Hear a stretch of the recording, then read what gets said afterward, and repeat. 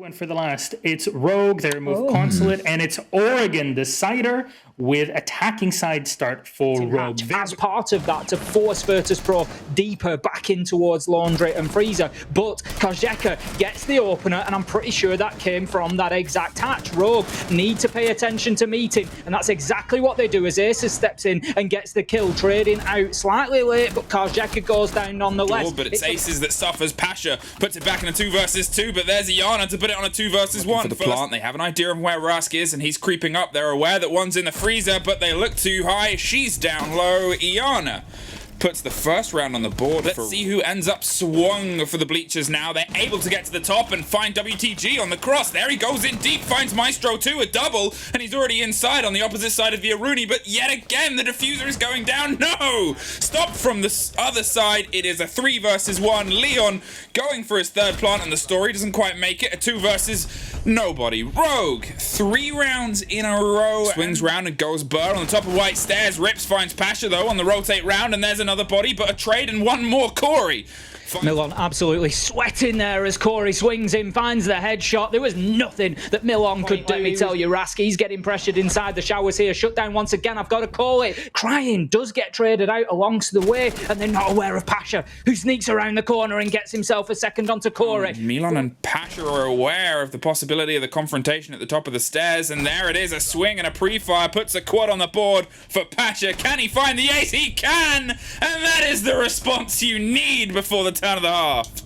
That is exactly what Virtus.Pro were looking for. Singular body, and with only 30 seconds left, they've really got to make sure it works, and WTG gets worked over by the Lord, who's going to try and descend down the staircase for one more. Why not? Why not a third? There it is, Ras! And they only have 10 seconds to make it land, but Leon is on a quad. If someone from Rogue wants an ace, it isn't the Lord. This time a triple is what brings it back now. The last swing on, but look at Aces go. He's not having any of it.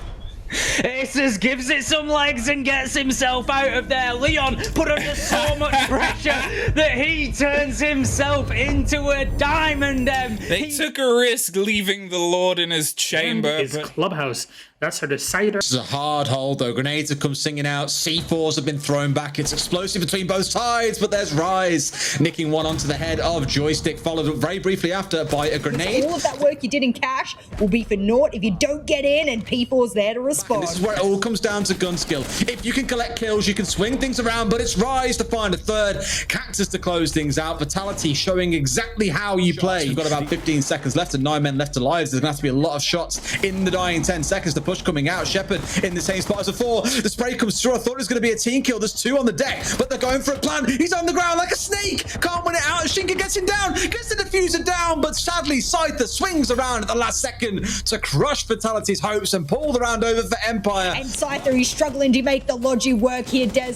All of a sudden, they're just going to walk into a death mine. This is not Empire at its best. Imagine a C4 sailing out now. They'd all catch it on the ingress, and unless this plan happens, well, it's going to be the Ash that makes it work. It's all up to Rise. It was all of the Ash plays there, and always he collects that round single-handedly, because if he wasn't there to pick some good frag kills coming through onto Dan, puts him in the dirt. Shinka's taking up the old spot, thinking about pushing on through. What utility have they got? The answer, it doesn't matter apparently. Rise staring down a Surya gate. He needs to burn through that. Bibu finds a second one. Might even try and just go for it. He is going to try. Oh, goes for the spray, but doesn't put Rise down. Does get Bibu, but Cactus finishes it off. Very close and a couple of pixels down. That could have been an Empire win, but no, Vitality. You can already see the fire come crashing through as Blue is forced to clear. P4's in, a man's running into him. They have no idea where he's right behind you, buddy. What's going on? ShepparD does put him in the dirt. I don't think Empire bring this one back, even with 60 seconds to play. Cactus is going to close it out. Woo! I love the craziness of it all. Joystick is looking to try and go for some contest. I don't think it's going to happen. It's a 5 versus 2. Another smoke comes out. C4's in place. Does get one. There's no C4. He's got to go aggressive. Surely it's covered. Swings out on the hack. Actually gets him as well. No, last guy. ShepparD brought it back. No, lost it for Empire. See, at this point, I really don't know what to call. Overtime could be a thing. Rise finds Dan to kick things off. Guess what? You're seeing one.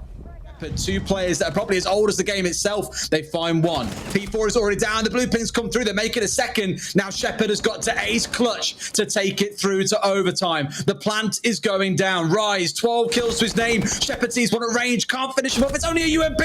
Gets shot by Bibu down the long corridor. Vitality will close it out at 7 and 5. But my God, did they just take us on a magical carpet ride to get us to the end. This French team showing they are here to No, they're going to go to Clubhouse, and TrainHard will start off on defense. First one to really take any of the gunfights here. Takes down Shaiiko. That's the first one off the board. We've seen him pop off quite big. He's droned out. He tries to find a new comfortable position, but everywhere is littered with bullets. One more hop over the bed, and one more swing of Lems. Almost caught sleeping, but sends him and tucks him in, and now it's only Spark. He's and trying to, but failing. BDS find their opener on Jin. They're dropping with all 10 players still on the board. Blaz is the one that wants to get a swing, but it's Noah that gets the opener there. Is he allowed to just stick this? Surely not, but he does.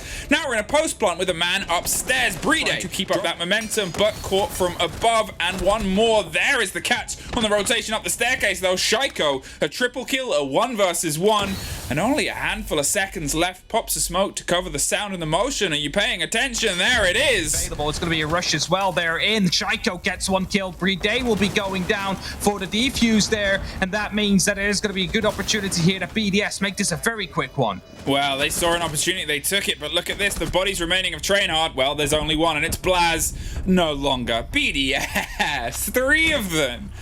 They're struggling to just find that first claw into the site. With the approach on Moto, it starts. Brede wants to drop, but can't find the comfortable angle. Spark finds Shaiiko. It's now or never, and Blaz says no entry as he quickly swings round, catches one on the opposite side. Rafal with a quick trade. There's the body down. Took his eyes off the hatch. The trade from A-Box. They can't quite find the last kill, and TrainHard find a round. The last exothermic. Here's the game. Here's the roll. Here comes the Thatcher, and there goes that last exothermic, and Spark. Oh no, he fell to the roof. Oh, that wasn't good. There is a Lems catching one around the back stairs. Red has been dropped. Now it's a 4 versus 2. They have to push onto site. No other option, but Brede says this is the only option. It's a hop in to a dead window, and I think at this point, well, it's a GG BDS.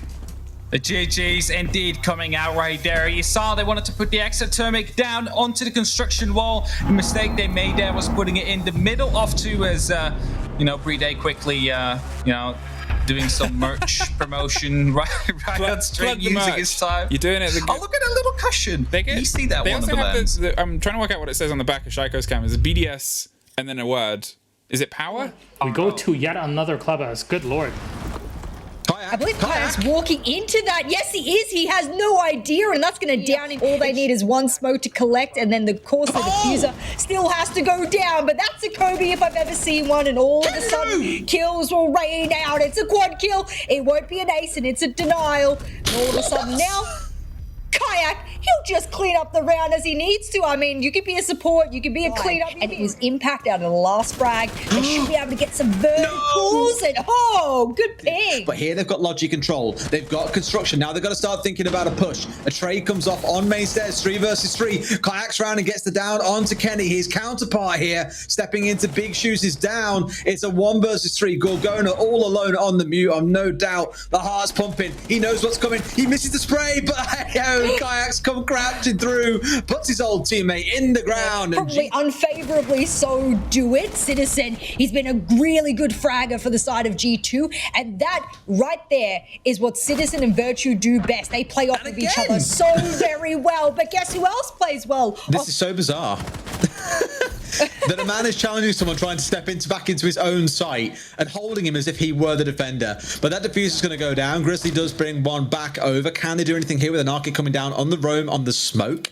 Bit of a strange return for them, but no, Uno's going to swing out and drop him down. A 1 versus 2 as Grizzly steps in, goes to the fight and collects it. That's a triple, but there's one left with a stray nade from Kayak's going to close round 6 out. G2 are 5 and 1 on the attacking half. Speaking of time to build, they're out of time now. We got a 5 to 1. surely you can't give them the match point as Anarchic makes his way behind boxes. Plant surely goes down, and as he does, it'll reach the last 1 second as it goes. There's the beeping. That's what you want to hear if you're an attacking team in the dying seconds of a round. Gosh. Citizen, will he change the course of this round, Des? Surely he will. We know he's been a big hitter beside Virtue. It's the two big fraggers of G2 making it work. Oh my god. Oh no, you could see Kenny's face there, and my heart drops for the side of Cowana. It is Virtue in this case. He's being pinched. He's being made to feel uncomfortable, but is he going to go for it? Are they going to try and pressure the window at the same time? Virtue, turn around, just spray him. He's in there. The C4 comes down. It's going to hit Kenny. No one stopped him running inside a gym. They've shut the whole thing down. He sprays another Virtue, the hero player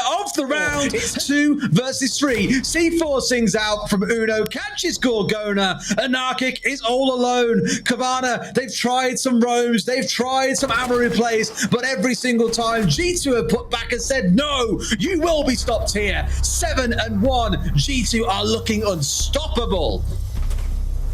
Cowana are not a bad team by any means. They very much deserve to be a tier 1 team. That's how they clawed their way into tier 1. Variety is the spice of life. So is Cafe Dostoevsky. Yeah, so this is a really interesting defensive hold from them. Sleben's going to step out and find one onto Secretly, but traded immediately down on the ground, and that is exactly what they're doing. NaVi need to keep the vertical pressure on. Out comes the Nitro, but it's a few seconds too late. This is all going to be a guessing game for Team Secret as Draven guesses wrong and gets shut down. One comes the half stairs as well. Bad guess Prano, but right now Hive manages to wriggle his way back up onto the mid floor and to keep them off this diffuser. Gonfi looks to push the angle, but Nath, he's there, he's alive, he's alert, and he shuts him down. He dives on the diffuser. It's all he has got the option to do, but he comes off, gets the kill. Don't get overexcited, Hap. It's too late.